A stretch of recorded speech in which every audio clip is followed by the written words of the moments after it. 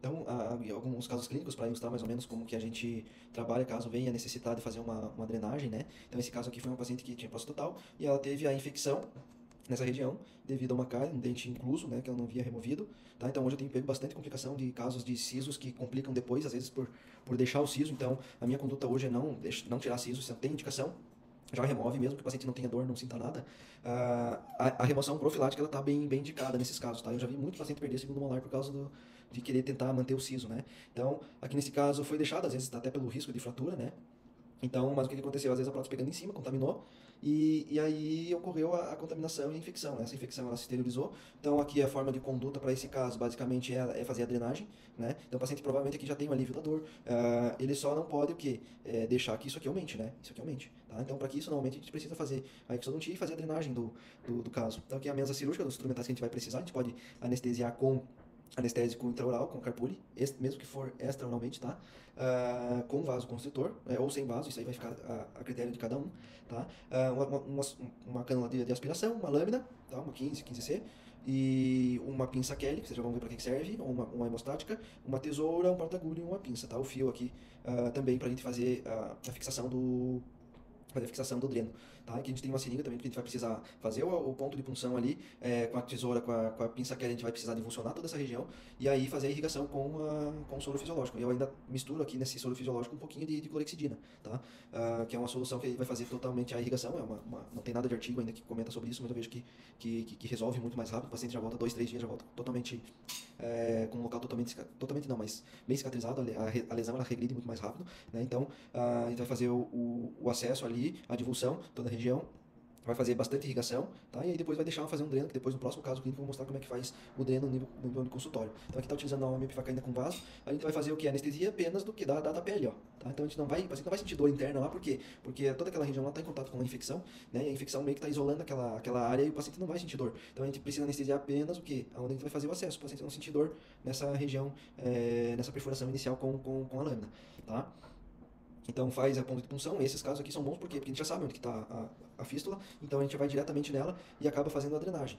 Então, aqui você faz a primeira incisão, tá? E depois tu faz o movimento de ordenha, tá? Que é como se fosse tirar uma espinha, só que uma baita de uma espinha, né? Uma espinha gigante. E aí para que a gente remova toda aquela coleção purulenta e depois comece a sair sangue, ó, tá? Para que a gente tenha certeza que limpou toda a cavidade, né? Então é nesse momento agora que a gente vai entrar com a parte de irrigação, tá? Pegou a parte de irrigação, irrigou bastante, pega a pinça Kelly ou uma Matsenbal, uma tesoura de ponta romba, e aí você vai no interior e aí entra com ela fechada e vai abrindo, ó, entra com ela fechada e vai abrindo e sai com ela aberta. Entra com ela fechada, abre e sai com ela aberta. Ali a gente vai divulsionando todas as regiões, porque a infecção às vezes ela pode fazer cavidades separadas que às vezes ela pode disseminar mais para frente. Então nessa região aqui a gente faz a incisão, faz a divulsão e divulsão em todas as regiões em volta para não ter certeza que não fique nenhum foco de infecção ali, tá?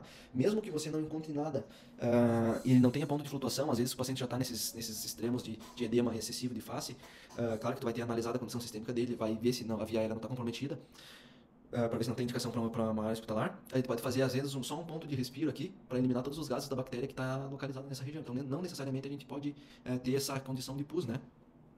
E aí aqui, ó, fazendo a irrigação, tá? Fazendo a irrigação, faz a divulsão, faz a divulsão, faz a irrigação, faz quantas vezes for necessário, quanto mais você fizer, melhor. Eu costumo utilizar umas 4 ou 5 seringas de 20 ml, tá? E aí nessa hora nunca é demais, tá? O cuidado com a irrigação e com a divulsão ali, e com o movimento de ordenha, tá?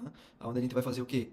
Também a colocação de um dreno, que no próximo caso clínico eu mostro como é que faz esse dreno, tá? Porque a gente não vai deixar esse local fechado, porque as bactérias que ainda sobraram lá, porque dificilmente a gente vai conseguir remover 100% das bactérias, se a gente fecha, tá?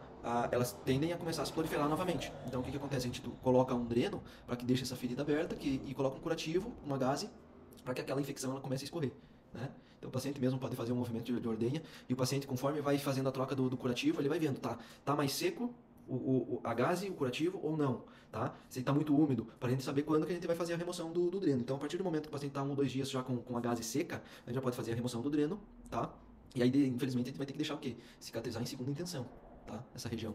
Porque se a gente fechar, ainda pode ocorrer o risco, né? A gente não arrisca de o paciente voltar a ter essa infecção. E aí ele vai fazendo esse fechamento, essa cicatrização de dentro para fora, né? Onde o paciente às vezes pode ficar com uma marquinha aqui ou não, tá? Então aqui o dreno é instalado, um pontinho somente para fixar ele, tá? E aí faz o curativo, né? Bota o curativo aqui nessa região, ó. curativo aqui nessa região aqui, e o paciente vai observando e vai ficando em contato com o paciente, com o dentista, né? Então aqui nesse caso ó, não ficou nenhum sinal, então é bem tranquilo, né?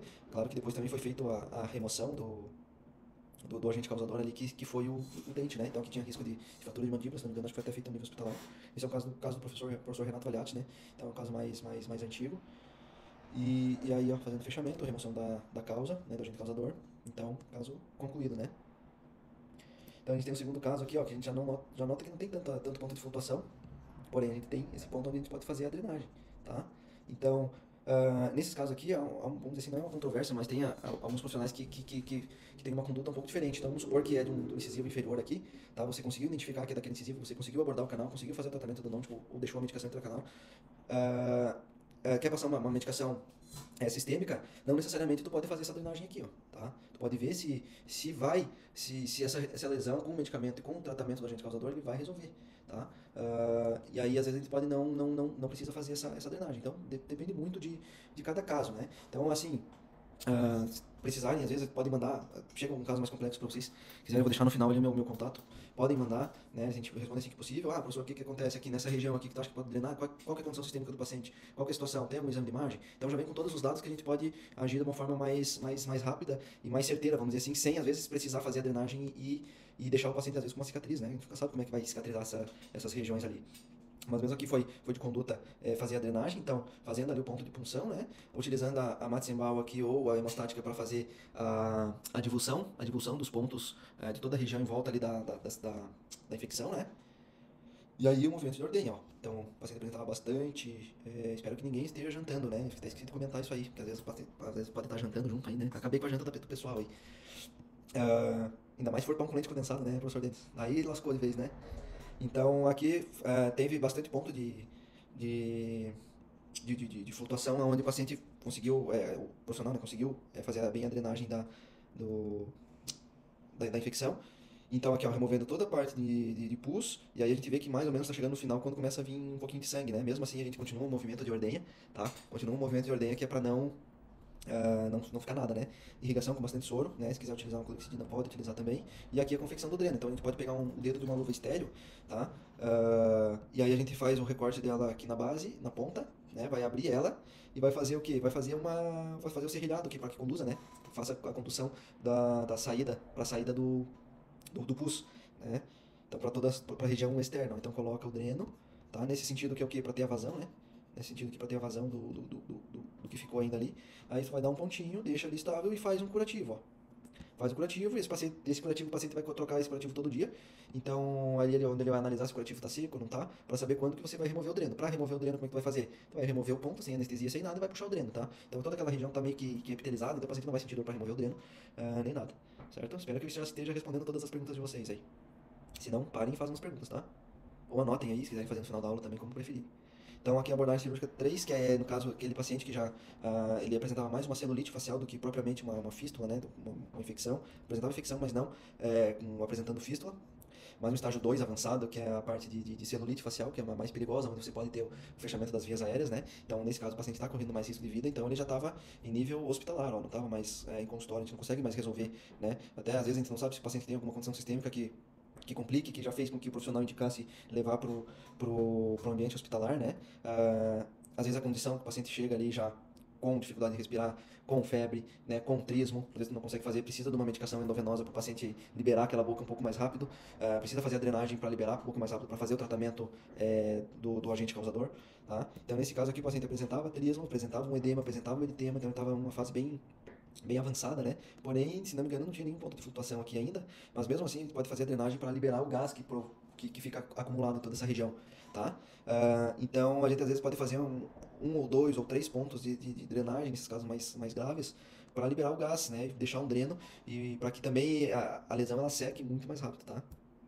Então ali fazendo a anestesia infiltrativa também, né? E aqui a divulsão, ó. Então esse caso é um pouco mais difícil porque a gente não tem, ó, não tem aquela drenagem legal que a gente vê, né? Legal, caso pra gente, mas a gente vai ver que sabe que sai mais sangue, tá? Mas esse sangue ele contém bactérias também e às vezes não deu tempo ainda de formar um pus, né? Então esse coágulo aqui que se forma, ó, ele serve já contém uma quantidade imensa de bactérias, né? Então fazer essa drenagem nessa região também pode favorecer, tá?